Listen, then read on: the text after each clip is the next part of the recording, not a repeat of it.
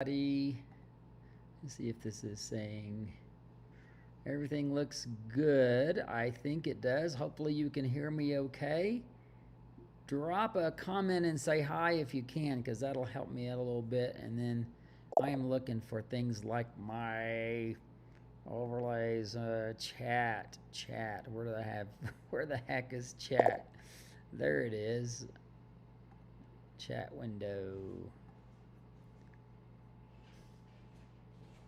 So good morning to you all. There we go. Ann is in Tempe and Maryland and Tahoe. Edna, good morning from Chattanooga. It's great to see you all. Thank you so much. We're going to have a fun time today. Today our chat is with Sue Spargo, who many of you will know as guru of folk art, wool, as hand stitching, embroidery. We're going to catch up with her. And I just wanted to, while you're getting in, just give you a big shout hello from Colorado. It's very cool here today. It was in the 50s last night. 50s, that's 50s Fahrenheit for those of you that might be in another part of the world that don't use that. But I think we're having a relatively cool day. If it gets up to 70 today, I'll be surprised. So I live in a house with no air conditioning, and rarely do I wish I had it. So that's an advantage. And speaking of my house, so what I'm doing, so this is kind of the way I like to roll, because I know you're just coming in. I've tried to find some, little things to chat with you about before I get into the interview that I want to share with you. Cuckoo clock is telling me it's time to roll. But nonetheless, I want to present my computer screen. And we just, on July the 2nd, so that was just a week ago, July the 2nd was the 6th anniversary of the fire that came through. Many of you witnessed that whole ordeal as it was unfolding. But I thought I would just do a recap really quick for you here. So let me just show you what we're looking at.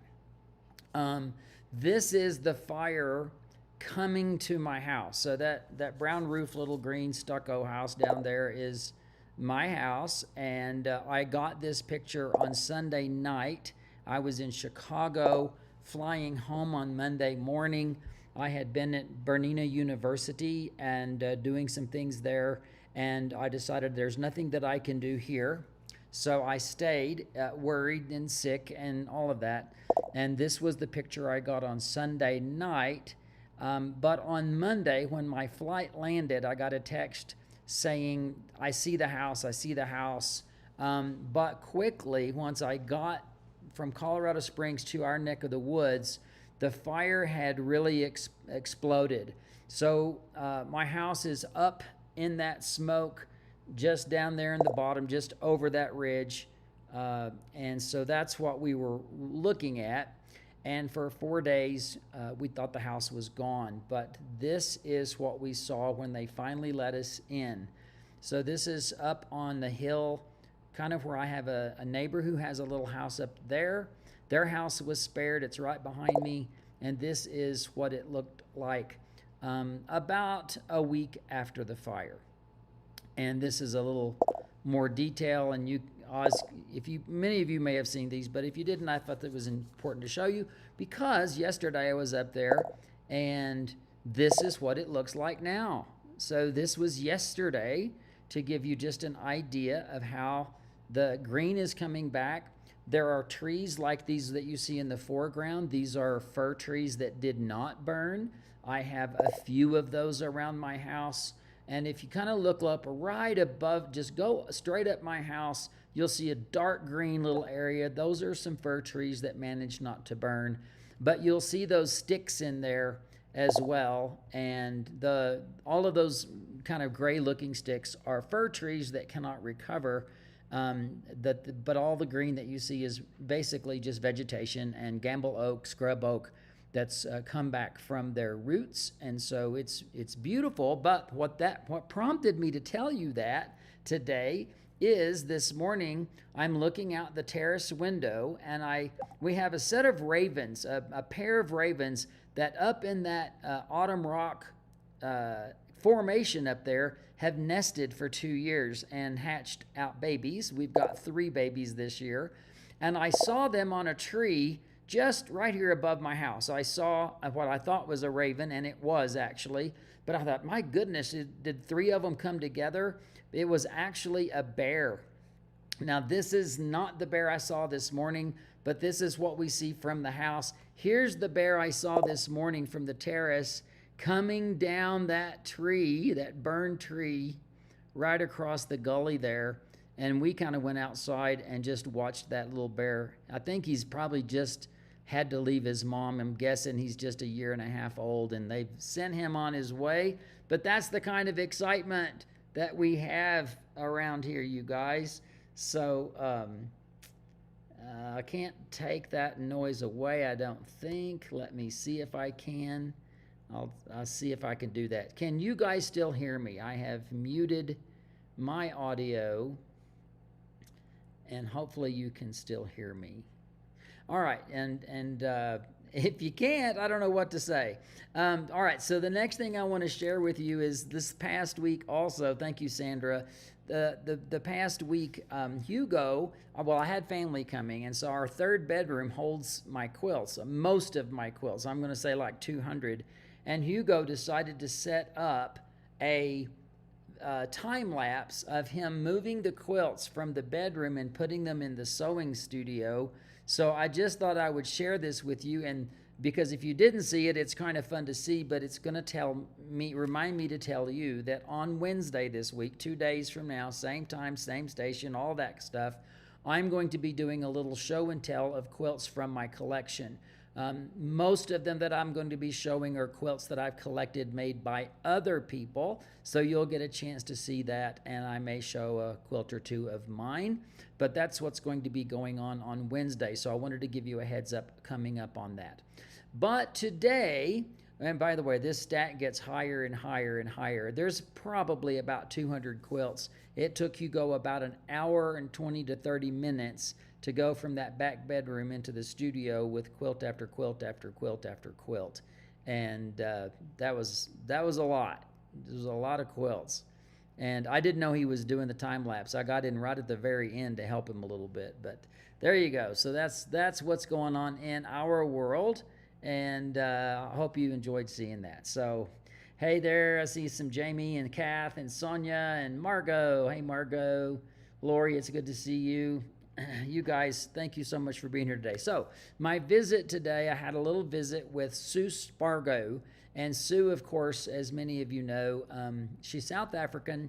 She's a delightful lady, and I know that she has some fun things that are going on, and I wanted to catch up with her and let you just kind of peek into her world a little bit, because she does have some new things going. So let me pop over into that interview and just let you enjoy that, and then I'll come back. I'll be watching for any questions, anything that you might want to wrap it up with a little question and answer time, okay? All right, so here we go, Sue Spargo. So, hey, everybody, I'm here with Sue Spargo, and Sue, you're in Ohio, right? Right, yes. Well, good to meet you again. It's It must good to be see a long you. time. It has been a while. And for people that may not know, you are truly the queen of fiber work, embroidery, wool work, stitching, especially by hand. The quilt that you've got behind you there is a great example. Now, I'm going to go out on a limb. I kind of think as your work as being somewhat folky, but with a very fun, happy contemporary twist. Is that in the ballpark? Yes, yeah, that's how I would say. It's definitely got a folk art, which spin, which I really love, but I do think it's a little bit more contemporary. Well, Yeah. I do love it, and I know that if anybody's been watching the Quilt Show for any length of time, Alex also, she follows you, and she does a lot of these hand stitch projects, and you have been such a friend to us for all these years. And we are actually celebrating something pretty exciting that's going on right now in your world, and it has to do with the state of Nebraska. And I will let you spill the beans and tell all about it. Okay, well, I feel very honored to have a 10 quilt solo show at the Lincoln, Nebraska International Quilt Museum. And it's running from February 21st, it started, and it'll go through September 4th. And it has some, mainly the, the more recent quilts that I've done, 10 of them. Well, and speaking of the dates, that is in the year 2024, in case somebody finds this down the road. But this is happening right now in 2024. And I just want to share some photos. The exhibit looks spectacular. Like they really went all out to make it look beautiful. Yes, it looks amazing. The imagery really reflects what how I feel, what my quilts are like, and they were a there are 10 of them, and they all have a slightly different vision. I guess some story quilts, some quilts that I did through COVID, where I used some softer colors as well. So um, yes, they're all, I work in wool, so they're all out of wool with lots of embellishment.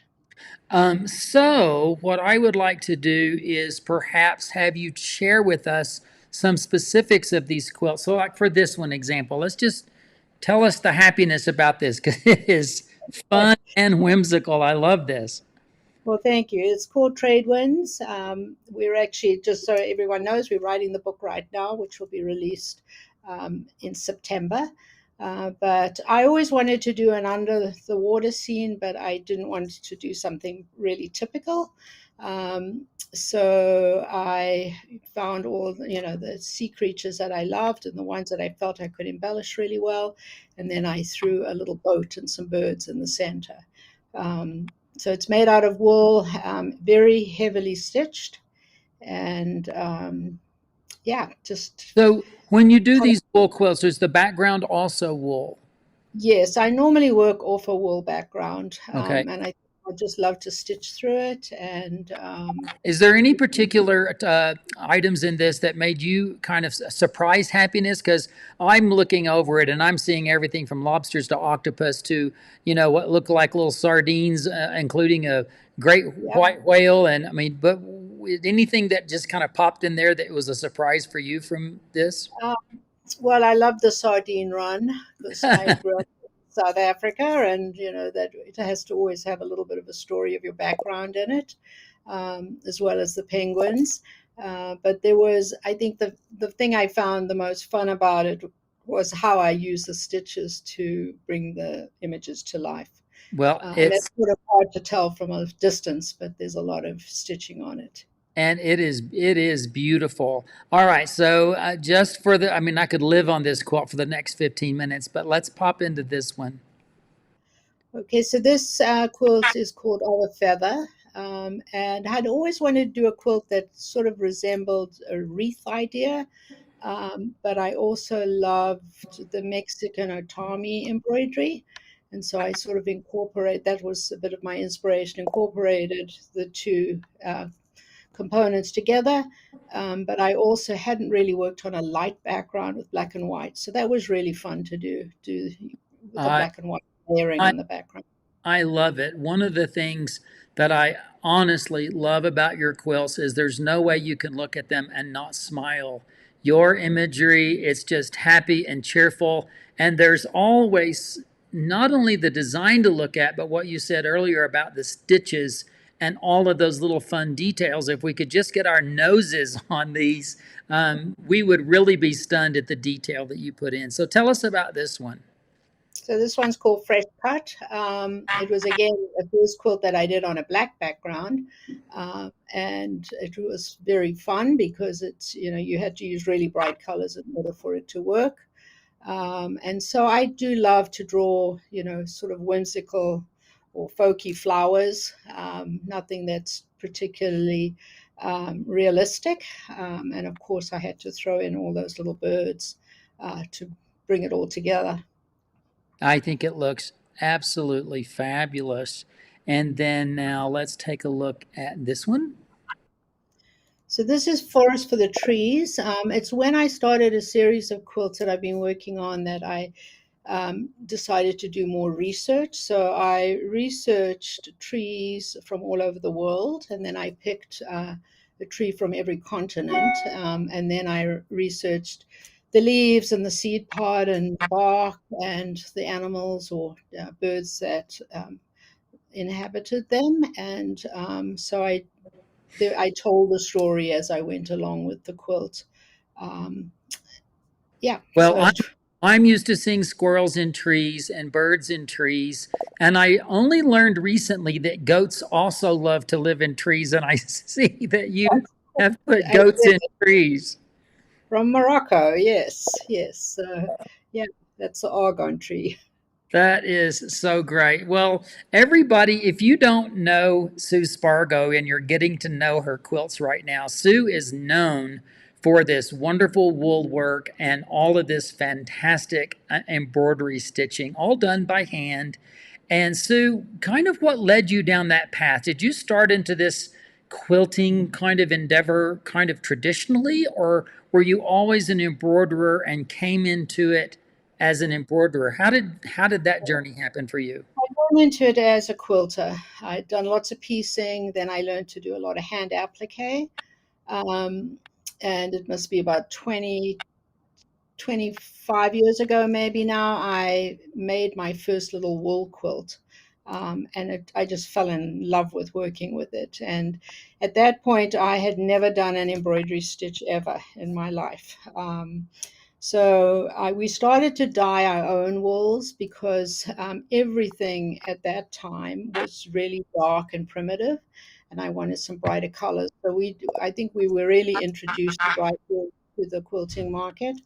And then I love to teach, and I love to see people grow and learn lots of and experiment and learn lots of new things. I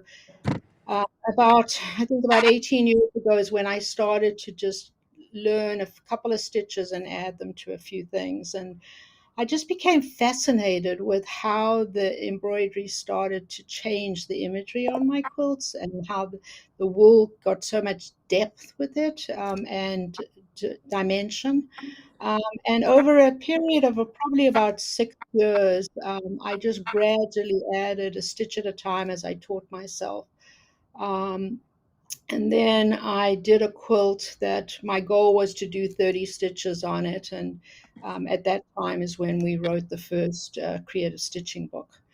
And ever since then, I've just been fascinated with all the wonderful fibers out there. And I have no problem just trying them for anything and seeing what happens. So, Well, and I know that, for years and years I've dealt with hand-dyed fabric. It's been my world, but you do hand-dyed yarns and hand-dyed wools, and you have a whole enterprise. You have mhm. the world headquarters for Sue Spargo. Tell us about that and what's going on in your world right now. Okay, so I am very fortunate that three of my four children work in the business, and so they work in different departments and have incredible influence on just wonderful ideas. And we have been in this our location right now for about 10 years, and we have decided to expand. And so we just bought a large building, and we're hoping to that our um, facility will be a destination, so that we have a large retail store, and we plan to expand on that. And we'll have three classrooms in our main facility, and we'll have a big dye room with a classroom as well. So we are very excited. The next few months is going to be life changing for us. And so we That's hope that people will come and see what we have to offer. That is really exciting. And I know it's a lot of work. I know that you work really hard. And yet, even with all the work, you're still being creative. For people that may be curious about your accent, I know, and I think we alluded a bit, but you're from South Africa, right? Originally. And how Yes. long have you been stateside here? So I've been here about 37 years now. Okay. My first And 30 we years. just can't sell you on that Midwest accent yet, right? No. Of course, No, it's funny. and It my Southern Texas accent doesn't help either. So, but that's awesome. So, Sue, congratulations on that. I want to let everybody know that they can find you on thequiltshow.com, thequiltshow.com, spelled all out. And you have episodes with us. You were in episode 810. So, if you want to watch Sue's show, just go through the series. In the show list, you can see series 100s, 200s, 300s. Just go to the 800s, 810. And then also on episode 1303. And those two shows are shows where you're demoing and doing everything. But we also did a master class where we pull highlights out of like hand stitching embroidery. And you're also featured in episode 3008. So I would encourage people to check you out there. Now, Sue, where can people, first of all, let me go back to your facility in Ohio. Is it an yes. open store? Can people come? Or is this where you do private workshops and just where you do your business? Tell me a little bit about that. We have it all. We actually do have a really beautiful retail store that's Okay. open except Sunday, Monday. And we do have a great eclectic fabric collection as well as obviously lots of hand dyed wools and threads. And here we also have our dye studio and we run our wholesale business as well.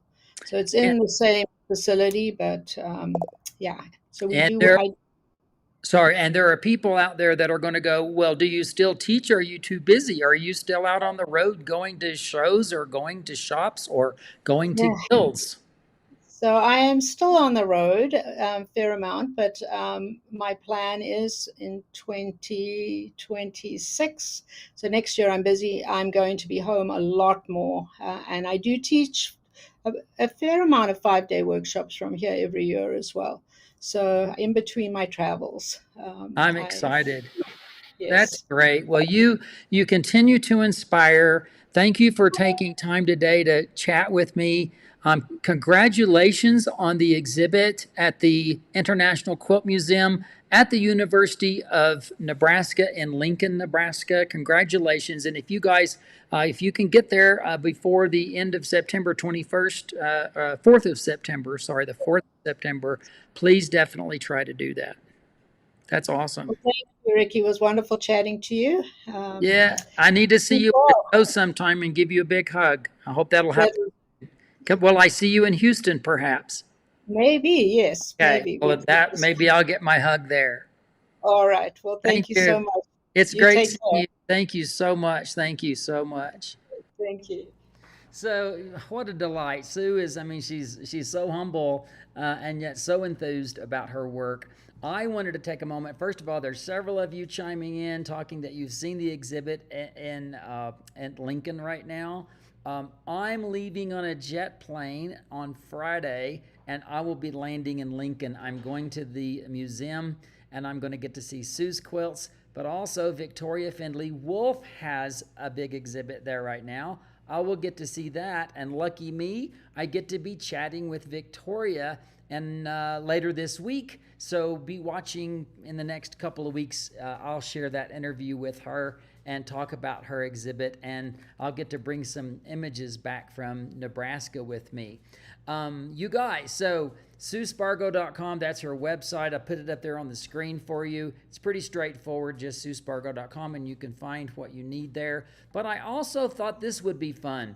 Let's zoom into some of those quilts that she showed us already so that you can see some of the details that we didn't get to see in the in the actual interview with her. So here is a wonderful detail. I'm trying to see if I can move that, and I'm not being able to, but that's okay. I'm just really excited to be able to show you more up close and personal. And then this one as well. It's just really, really beautiful. And I apologize, I don't know what city in Ohio, Lynn. I don't think we said that, but I have no doubt that that information is at her website. Again, the website is SueSpargo.com. So just giving you the opportunity to see some of these quilts a little bit more up close and personal than you did in the interview. Really, really beautiful work. You can start seeing, like, just look at the birds and the tiny little stitches going down their backs, and the way she will embellish a circle just to put extra, doodads is what I will call it. But I know that that's because I don't know all the terminology for those stitches. I'm not the hand stitching guy, and I pulled up this one, the bottom right corner with the goats up in the tree. That made me so happy. But you can just scan the image just to see all of the extra details that Sue adds. I know you guys know that many of you follow Alex on these lives, and she has done many Sue Spargo projects over the years as well. Linda said, "I made this," and that's great. So I hope you've enjoyed visiting today and visiting with Sue and kind of catching up what's going on in my world. And so I will be visiting with you again. The two things that I will be sharing with you this Wednesday, 2 days from now, I'll be doing a little show and tell of some of the quilts in my collection, just talking about them. You can ask questions. I'll be happy to tell you the techniques that were involved in those quilts. Some of them are beautiful and amazing from many of your favorite quilters from around the world. And then I will be doing a little chat with Victoria Findlay Wolf, and we'll be bringing that to you. And I still, as promised from one of my previous lives, the next time I do a machine quilting video with you, I'm going to give you some really cool tips and tricks on how to mark your quilt in a very unique way. So that's coming down the road too. So you guys, thank you for spending your 30 minutes with me here. It's been great, and I look forward to seeing you down the road or in the dark corner of the quilting pool hall. I'll meet you there, okay?